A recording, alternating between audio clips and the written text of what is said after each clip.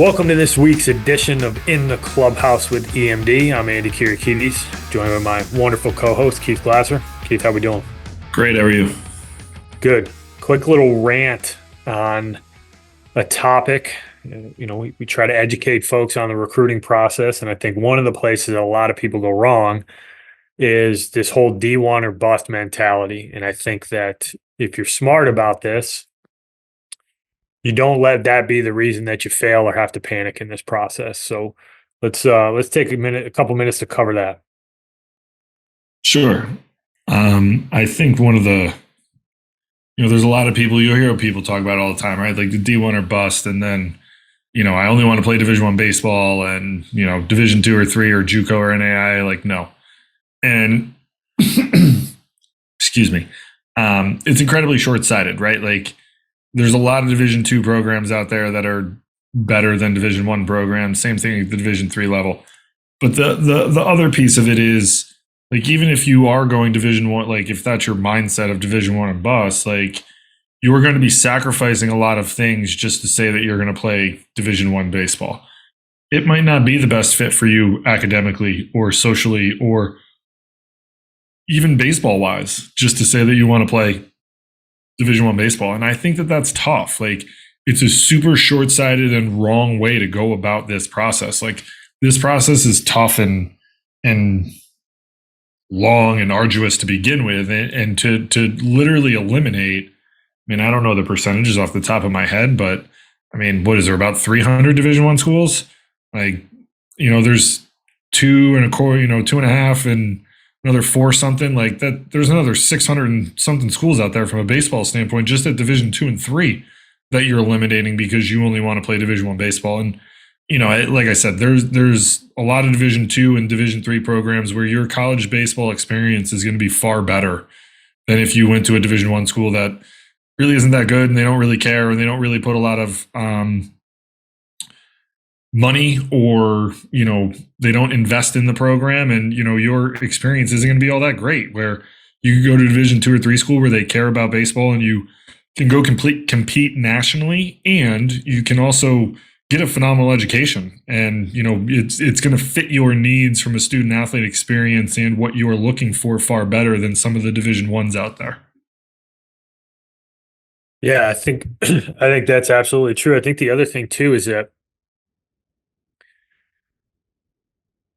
if you eliminate all the other schools from your equation and you don't get what you want, you've likely blown off a lot of other schools. And I think that a couple things can be true at once. And I think this is just in life in general, like multiple things can be true at the same time. Like, you can have your eye on the Division I prize and also be open to the fact that there's a lot of other really good places to play baseball and get an education. And eliminating those schools from the list of possibilities, like, you're immediately shrinking down your list of possibilities, and it's hard enough as it is. Like, to your point, I think there's 299 or 300 Division I schools. Say there's 10 kids a recruiting class, right? Just round it up to that. Some schools are going to have 6 or 7, some are going to have 13 or 14. Just call it 10 for the sake of math. There's 3,000 spots, right? There's way more than 3,000 people in your recruiting class that are Division I type players. And the other piece of it is you have the portal that's a factor now too. So immediately some of those spots are no longer available for high school kids, right? So at a certain point, you have to play the percentages a little bit and be open to other possibilities. And the other thing I think a lot of people don't listen to, and some of it is because they're probably not educated on what it takes to play at specific levels, or a more detailed evaluation that would be what it takes to play at specific programs. Because to your point, a lot of Division II programs that would mop the floor with some Division I programs and so on and so forth. But if you're not open to these other places, you're eliminating possibilities off the cuff. And it's hard enough as it is. And you don't want to limit yourself. And that lack of education a lot of times leads people to believe that they fit at a certain level, when if you're a 2025 and you get to August and you're not getting any calls from Division I schools, like, probably not a Division I player. And you need to be open to those other possibilities. But if you've been open to those possibilities from the get-go, it's a lot more likely that you've established a relationship with a school, and maybe now you have an inroad with a Division II or Division III program that likes you. And now you have a place where you're wanted and you're not trying to get recruited, but you're getting recruited. And I think there's a big difference there. So, just you should have that goal. You should have that carrot dangled out in front of you if you're a player. And I think that that's valid. Like, you want to play at the highest level you can. I understand that. But to eliminate Division II, Division III, junior college, NAIA from your list of schools out of stubbornness is the reason that we'll get calls from people in August going, we're not getting recruited. It's like, well, no, it's not that you're not getting recruited. It's that you've completely dismissed other levels because 68% of college baseball. Yeah. There you go. Perfect. You're just gonna write off close to 70% of your opportunities because you're stubborn. And it's going to be higher because the 68% is just Division I, II, and III. Yeah. Right. So like if JUCO and NAI aren't in the mix either, like it's an even higher percentage of schools that you're going to write off.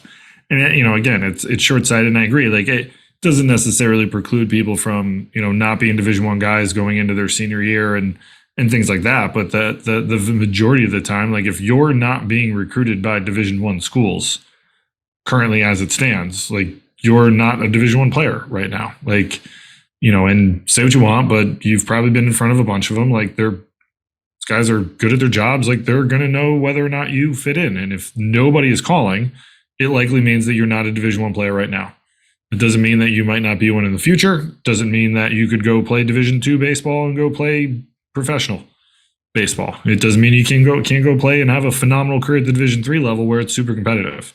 It just means, that mindset of like it's Division I or bust is just, especially in this game where it's a lot more, people develop at different rates in college baseball. Like if you're not necessarily a guy, we've all seen it, the amount of guys who show up as freshmen that are Division III players, and by the time they graduate, like they're Division I guys, and you're seeing it all over the place, especially with the COVID years and stuff like that. Like guys are transferring out of Division III schools and going and playing their grad years at Division I schools. Like that's the quality of baseball that you're going to be playing. Like, is it top to bottom everyone on the roster? No, it's not. But there's guys littered all over Division III and Division II who have talent to go play at high-end Division I schools. And it's super competitive. You can get that fix, but to sit there and just say, I only want to go to a Division I school, again, it's short-sighted, and you're going to miss out on, you're going to sacrifice a lot of things that you want in your student-athlete experience just to more or less say that you want to play Division I baseball. And I can tell you from personal experience, after 5 or 6 years, like you don't really care anymore. So, you're far better off having a place that you can go to from a baseball standpoint and a school standpoint where you're going to develop more relationships and have a phenomenal time, and win baseball games and do those things that you could do, maybe at a Division II or III school. So wait, you mean to tell me, Keith, that at 38 years old and a father of one hell of a handsome 2-year-old that you don't walk around telling people that you were a Division I catcher?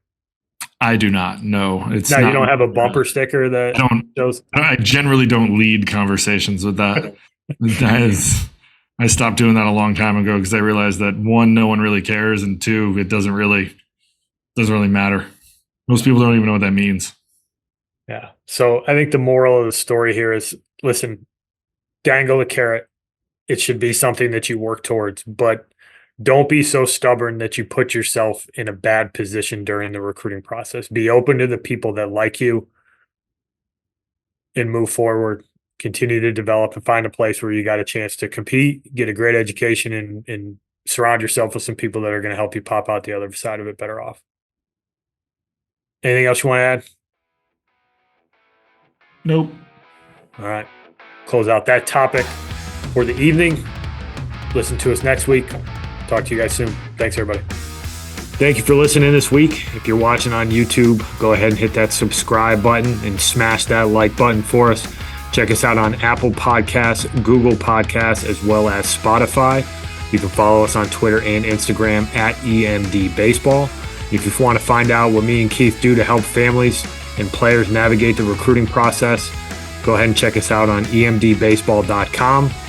Take a few minutes to check out our new online academy. I promise you'll get some good information out of that. Thanks again for listening. Check in with you next week.